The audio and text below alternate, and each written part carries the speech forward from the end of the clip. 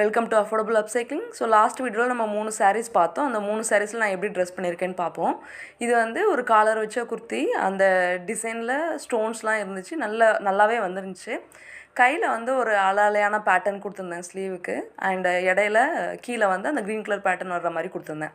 அந்த sleeve pattern இப்போ தெரியும்னு நினைக்கிறேன் உங்களுக்கு. கொஞ்சம் அலையாக வர்ற மாதிரி ஃபுல்லாக போடும்போது இது வந்து ஒரு ஸ்ட்ரைட் கட் பேண்ட் ரெடி பண்ணியிருந்தேன். அந்த ஸ்டோன் இருக்கிற இடத்துல உள்ளதெல்லாம் ரிமூவ் பண்ணிவிட்டு இந்த பேண்ட் ரெடி பண்ணியிருந்தேன். அண்ட் ஒரு துப்பட்டாவும் முந்தான போர்ஷன்லேருந்து ரெடி பண்ணோம். செகண்ட் சாரீ வந்து green, light green with dark green. இதுக்கு வந்து ஒரு வி நெக் குர்த்தி தான். டார்க் க்ரீனை வந்து வி நெக்கில் பார்டராக கொடுத்துருந்தோம். காலர் வச்ச குர்த்தி தான். ஸோ அந்த டார்க் க்ரீன் இந்த லைட் க்ரீனை நல்லா ஹைலைட் பண்ணி விட்டுச்சு. இதுக்கு வந்து பேண்ட்டு ஒரு கொஞ்சம் சைஸ் மட்டும் பெருசாக வச்சு பலோசாவுக்கு ஈக்குவலாக வர்ற மாதிரி வச்சுருந்தேன். இது துப்பட்டா.